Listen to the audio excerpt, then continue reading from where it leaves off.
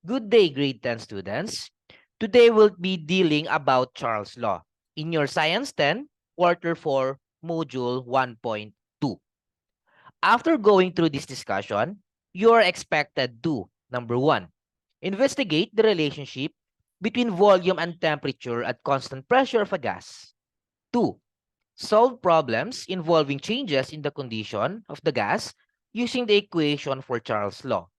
Third, give application of Charles' Law in real-life situations.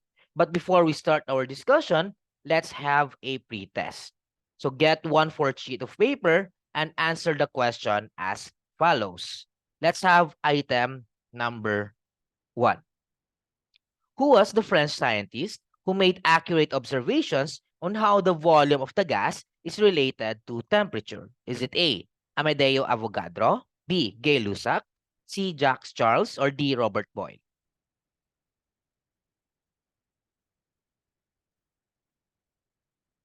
The correct answer is letter C, Jacques Charles. Let's have number 2. Which of the following is constant when using the Charles law? Is it A, energy, B, pressure, C, temperature, or D, volume?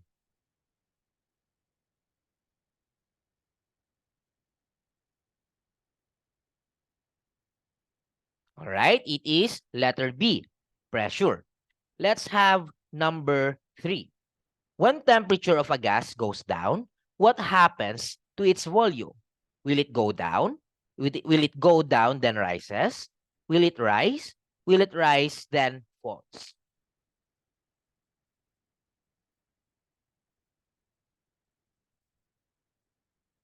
All right, the correct answer is letter A. It will go down. Number 4. Which of the following graph correctly represents the relationship between volume and temperature of an ideal gas that is held at constant pressure? Is it A, B, C, or D?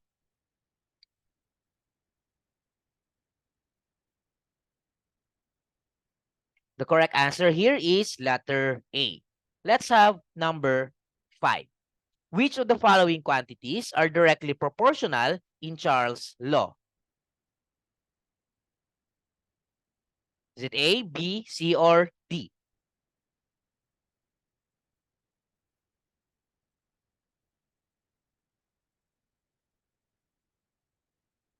All right, this is letter D, volume and temperature. Let's have number 6. What temperature scale must be used when applying Charles' law? What temperature scale must be used when applying Charles' law?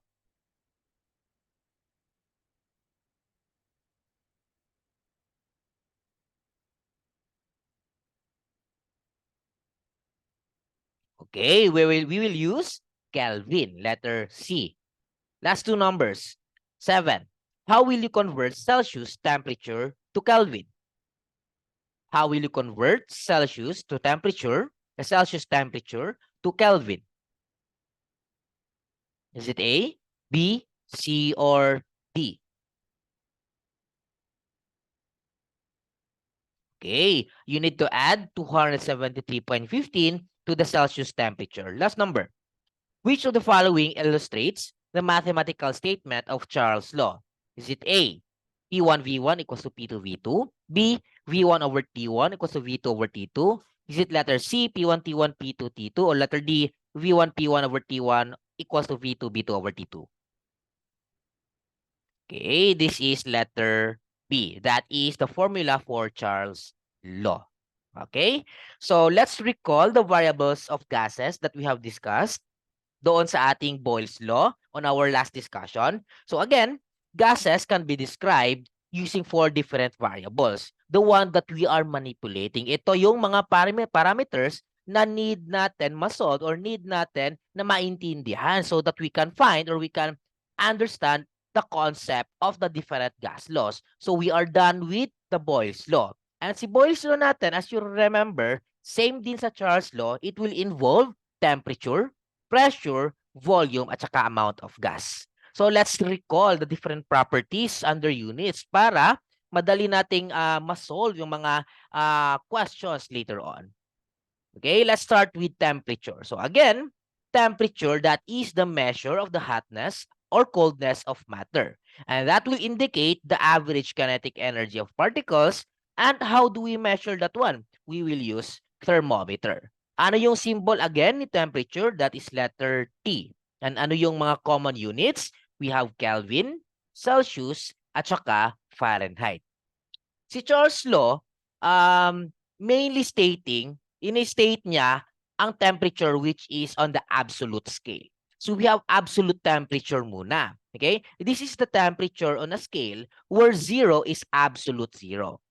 At this point, at this temperature, yung mga atoms at molecules dito have the minimum or have minimum energy. Okay? So absolute temperature meaning to say, siya yung pinakamababang energy na pwede nating ma-observe. So again, ano yung symbol natin dito? This is letter T. And what is the common unit? Only Kelvin.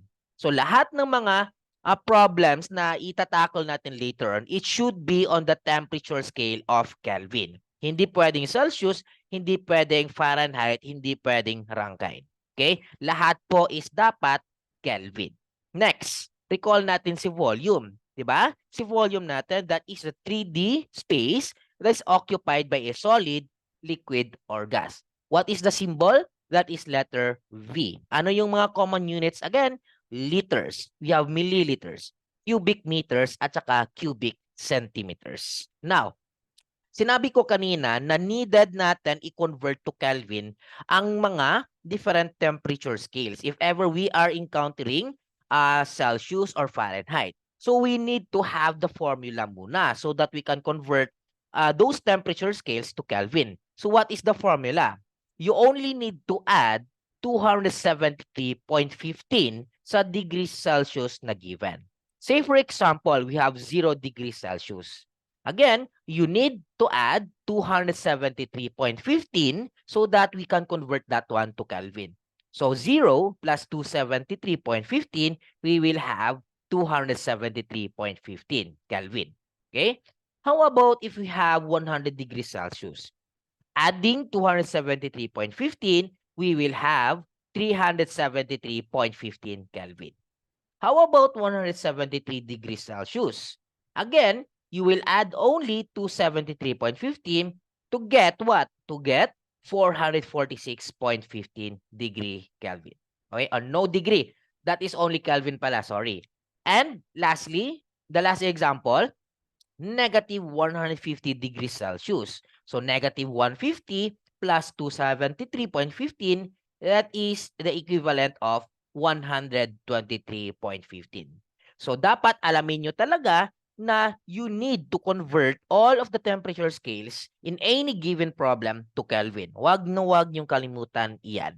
So, we have the Charles Law. O, ito yung si Manong Charles Law natin.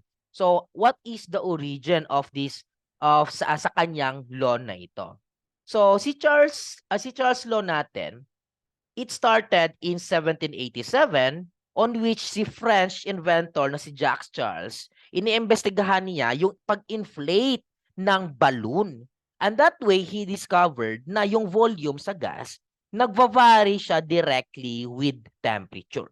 So sinabi niya, he stated that the volume of a given mass of a gas varies directly with the absolute temperature. Ano yung temperature scale? Dapat Kelvin. It will always be measured in Kelvin of the gas when pressure is kept constant. Okay? Yan yung basic unit natin. Yan yung SI unit of temperature. Yan si Kelvin. Okay? Ito po yung proponent ni Kelvin. So sinabi ni Charles Law, okay?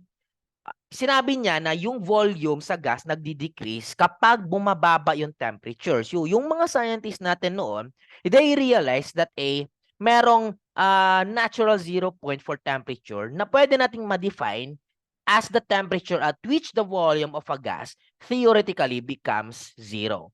Meaning to say na yung absolute temperature scale na dinevise ni English physicist Kelvin, itong sa left image na ito, yung mga temperatures on this scale ay tinawag niya sa kanya. Okay? So the Kelvin scale must be used because bakit natin siya ginagamit sa Charles Law? Because yung 0 sa Kelvin scale, nagko-correspond siya sa complete stoppage of molecular motion. Meaning to say, wala na pong movement na nangyayari at that certain temperature. Okay? So now, let's look at the mathematical figure or mathematical feature of Charles' law. So, same sa ating Boyle's law, yung P1 V1 equals to P2 V2, we have the Charles' law here, which is V1 over T1 is equivalent to V2 over T2. Meaning, yung temperature is directly proportional to the volume. Anong ibig sabihin natin dito? Kapag tataas si temperature, tataas din si volume. Yan yung ibig sabihin niya. Okay? Again, kapag tataas si temperature, tataas din si volume. Vice versa, kapag bababa din si temperature, bababa din si volume. So we will use the formula V1 over T1 is equal to V2 over T2. Si V1 dyan, yan yung initial volume sa gas. Si T1, yan yung initial temperature. Si V2, yan yung new or final volume. Si T2 naman is yan yung final temperature or new temperature. So don't forget, again, dapat Kelvin yung temperature unit or temperature scale units for every problem that we will solve later on. Okay? So let's try to analyze anong nangyayari. Visualize natin dito sa ating graph. Oh. Ito yung graph ng ating Charles law. And as you can see, straight line po siya mag-incline. So we have the volume on the horizontal axis. We have the temperature on the vertical axis rather sa volume. Temperature is, we have the horizontal axis, sa x-axis. Now, meron akong mga tanong dito. So, we have number 1. As the temperature of the gas increases from 300 Kelvin to 500 Kelvin, does the volume of the gas increase or decrease? So, tingnan natin. So, from 300 Kelvin daw to 500 Kelvin. So, 300 Kelvin dito. Okay, we have the volume. So, let's say 150. Tapos, sa 500 Kelvin, naging 250 siya. So, from 150, nag-increase siya to 250. So the answer dito is, nakikita natin na yung temperature kapag tataas siya, yung volume din is what? Tataas din. Okay? The volume increases. Let's have the next one. What is the volume of this gas sample when its temperature is 700 Kelvin? So tingnan natin, saan si 700 Kelvin dito? Oh, dito si 700 Kelvin. So pointing at the graph, ilan yung volume or ano yung volume kapag 700 Kelvin? So we have 350 ml. Okay? 350 ml. Now, next question. What is the temperature of the gas when it occupies a volume of 350 ml? So kabaliktaran. Hanapin natin dito sa ml sa volume na dito. So 350 dito, si 350, pointing at which we have the temperature of 700 Kelvin. Okay? That is 700 Kelvin. Let's have the next one. What is the temperature of the gas when its volume is 0? Ilan daw or ano daw ang volume ng ating gas kapag yung temperature is 0? O dito si 0. So, ilan yung ano yung volume? It will have 0 Kelvin. Okay? So, that is how we visualize the Charles law, and let's have the concept at saka ang kanyang formula. So, we have the Charles law. Charles' law states that the volume of a gas is directly proportional to its absolute temperature, assuming na yung quantity sa gas at saka pressure nagre-remain constant. Meaning to say, hindi siya nag-change. So ano yung formula natin? V1 over T1 is equal to V2 over T2. Okay? So nakikita ninyo dito sa image na ito, meron tayong balloon. Oh, meron tayong balloon. So yung temperature dito iba. Ito medyo cold, ito medyo hot. So magva-vary yung volume ni balloon dito with respect to the temperature, di ba? Kapag cold yung temperature, maliit yung volume ni balloon. Kapag malaki or mainit yung temperature, lalaki din yung volume ni balloon. Yan si Charles' law. Directly proportional yung concept natin or yung relationship ng volume at saka temperature. So let's try to derive the formulas galing sa main equation natin so that we can find the necessary parameters na unknown. Okay?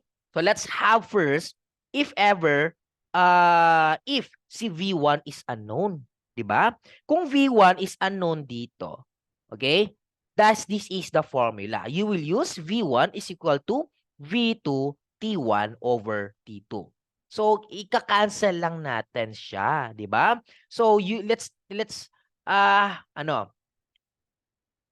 i-multiply lang natin siya to T2 so that we can para ma-remain natin si V1 dito. So, balikan natin yung formula, di ba? V1 over T1 equals to V2 over T2. So, dito, to find V1, dapat ma-retain si V1, we need to divide the whole equation by T2 para ma-cancel out natin si T2. So, to find V1, yung if ever V1 yung unknown, we will use this formula. If ever yung V2 is unknown, we will use this formula here. So, V2 is equal to V1 T2 over T1. Okay? So, that's for volume kapag yung unknown natin is yung dalawang volume. Let's have it na yung temperature is yung hinahanap natin. Okay? So, kapag yung T1 is unknown, ito yung gagamitin natin na formula. V1 T2 is equal to V is over V2. Again, T1, yung hinahanap, gagamitin natin ng formula is V1 T2 over V2. At kapag T2 naman yung unknown, let's use this formula here. T2 is equal to V2 T1 over V1. Okay? So, just memorize everything para at least maalam ninyo kung ano yung hahanapin natin or ano yung gagamitin natin na formula. Okay? So, let's have calculations with Charles' law. Ito yung favorite natin, di ba? Problem solving. So, same with the Boyle's law. Step 1 natin, you need to organize the data na given mismo. Step 2, you need to find the formula to solve the unknown quantity. And number 3, i-input lang natin yung given sa formula na gagamitin natin. Alright? Yan lang yung process. Same sa ating Boyle's law on the past discussion or on the last discussion. So let's have an example. Ito yung example. A balloon is filled to a volume of 2.2 liters at a temperature of 25 degrees Celsius. The balloon is then heated to a temperature of 51 degrees Celsius. Find the new volume of the balloon. Okay? So, first, step 1, di ba? We need to find the given parameters. So, sino dito si V1, sino si T1, sino si V2, at saka sino si T2. Si V1 dito, yan yung 2.2 liters. Si T1, yan yung 25 degrees Celsius. Ang hinahanap natin is yung new volume, which is V2. At yung temperature 2 natin, yung final temperature is 51 degrees Celsius. So, ito yung given natin na parameters. Now, di ba? Take note, dapat natin i-convert yung degree Celsius to Kelvin muna before we start solving. Again, we need to convert that one to Kelvin. So, ano yung formula? So that we can convert Celsius to Kelvin, add 273.15. So, 25 here, let's start with T1. Meron tayong 25. Adding 273.15, we will have 298.15 Kelvin. Sa T2 naman, adding 273, we will have 324.15 Kelvin. Okay? So, ano yung hinahanap natin sa nasa problem? Hinahanap natin yung new volume. So, therefore, yung final volume, yung V2. So, ano yung gagamitin natin na formula? Ito yung gagamitin natin na formula. Kasi given si V1, given si T2, given din si T1. So, next step, di ba? All you have to do is to input the given to this formula here. So, we will have this whole equation. Okay? 2.2 liters times 324.15 Kelvin over 298.15 Kelvin. Okay? So, gagamitin natin ng calculator. We will have 2.39 liters. Yan yung volume sa balloon. Okay? So, Simple lang, di ba? Input-output lang. Let's have the next problem. A gas has an initial volume of 3480 ml and an initial temperature of negative 70 degrees Celsius. What must be the temperature of the gas in Kelvin if its volume is reduced to 2450 milliliters? Okay? So, tingnan natin. Ano yung mga parameters? Sino si V1, T1, V2 at saka si T2? So, we have V1 is equal to meron tayong 3480 ml, yan si V1. Si T1 is negative 70. Si V2 dito, yan yung 2450 ml. At ang hinahanap natin is yung temperature. Okay? Temperature. So again, balikan natin, dapat itong degree Celsius na ito, we will convert that one to Kelvin. So adding 273.15, magiging 203.15 Kelvin na siya. So, ano yung unknown? Ang unknown natin is yung T2. So, what is the formula na gagamitin natin? Ito yung formula. T2 is equal to V2T1 over V1. Input everything from the given. So, we will have 2450 ml times 203.15 Kelvin over 3480 milliliters. Calculating everything, we will have the final temperature of 143 Kelvin. Simple lang, di ba? Let's have another one para ma-practice tayo. A 115 ml of gas is measured at 32 degrees Celsius. If the pressure remains constant, what will be the volume of gas at 15 degrees Celsius? So ano yung mga given natin? We have V1, yan si 115 ml. Okay, yan. Ito yung V1 natin. T1, itong si 32 degrees Celsius. Ang hinahanap natin is yung new volume. Okay, ito yung V2 sa 15 degrees Celsius na setting. Okay, so we have two temperatures na degrees Celsius. Ano gagawin natin? I-convert natin muna to Kelvin. So plus 273, both temperatures, we have 305.15 at saka 288.15 Kelvin. Ano yung unknown? We have V2. So we will use the formula V1T2 over T1. Input everything from the given. We will have 115 ml times 288.15 over 305.15 Kelvin. Calculating this one sa ating calculator, we will have 108.59 ml. Okay? Let's have another one para ma-practice talaga tayo. A container has 8 milliliters of nitrogen gas at 30 degrees Celsius. What will be its temperature if the volume increases by 12 ml, keeping the pressure constant? So, writing the given. So, we have V1 is equal to 8 ml. T1, we have 30 degrees Celsius. V2, we have 12 ml. At ang hinahanap natin is yung temperature, yung T2. So, step 1, convert everything to Kelvin. So, we have the temperature 1 dito na 30. Just add to 73.15, we will have 303.15 Kelvin. So, ang unknown is we have, ang unknown natin is yung T2, yung final temperature. So, we will use the formula V2T1 over V1. Inputting everything sa formula natin, we have 12 ml times 303.15 Kelvin over 8 ml. So, calculating this one, we will have 454.72 Kelvin. All right. Last problem for this set. Calculate the volume of a gas in liters at 25 degrees Celsius if it occupies 20 liters at 20 degrees Celsius. Oh, iba na yung hinahanap natin, hindi na yung bago. Ang hinahanap natin dito is yung initial volume. Sino yung initial volume nga natin? Itong si V1. So, unknown dito si V1. And yung temperature 1 natin is 25 degrees Celsius. Volume 2 natin or final volume, we have 20 liters. At saka yung temperature natin is 20 degrees Celsius. Ano yung unang gagawin natin? I-convert natin silang dalawa, itong T1, T2 na ito, to Kelvin. So we have 298.15 Kelvin at saka 293.15 Kelvin.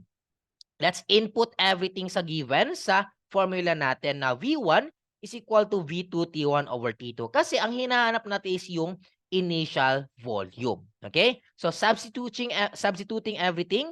So we have 20 liters times 298.15 over 293.15 Kelvin. We will have 20.35 liters. Diba? Simple lang si Charles' law, same as doon sa ating Boyle's law. All you have to do is to find the given, find the unknown, then input everything, then solve. All right? So let's have some real life examples ni Charles' law. Ang example talaga, ang pinaka-basic at saka classic example ni Charles' law is yung hot air balloon. 'Di ba? Yung mga lumilipad na balon na malalaki na pwede nating gagamitin ng transportation.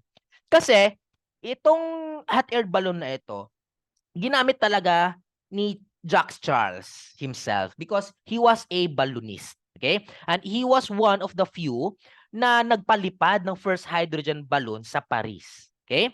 And nakita niya na yung parts of the heart, kasi yung mga different parts or components ng ating hot air balloon is composed po siya ng balloon, itong balloon na ito, okay?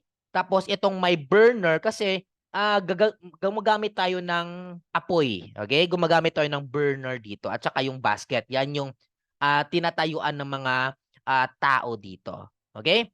So kapag gumagamit tayo ng fuel source at kapag nag-i-ignite natin siya, mag-aapoy siya. And that will yung air na contain inside that envelope, maghi-heat up siya. Okay? At sa Charles law natin, 'di ba? It states that kapag merong increase sa temperature sa air mismo, yung volume sa air is tataas. So therefore, as a result, yung density natin sa air na contain dito, kapag nila-light up natin siya, magiging mas lighter siya, mas magaan siya compared sa density sa outside. Kaya si balloon is lumilipad siya. Due to what? Due to buoyant force. So that is why yung mga hot air balloon natin, lumilipad sila up in the sky. Okay? At hindi lang hot air balloon ang isa sa mga examples dito. Meron din tayong itong scenario na ito. After we inflate a pool float, and push it into the pool, it seems a bit underinflated. 'Di ba? Yan yung if ever man lang na maliligo tayo sa swimming pool, tapos meron tayong ini-inflate na float or parang yung salbabida. The moment that it will go to the pool, para siyang nag-underinflated siya. Meaning to say, kukulang yung hangin. 'Di ba? Kasi ang mangyayari diyan, 'di ba? Let's try to apply this scenario sa ating Charles law. Sa inflation kasi, kapag i-initial natin siya na mag-inflate sa pool para mag-float siya, yung air inside dyan is likely at room temperature.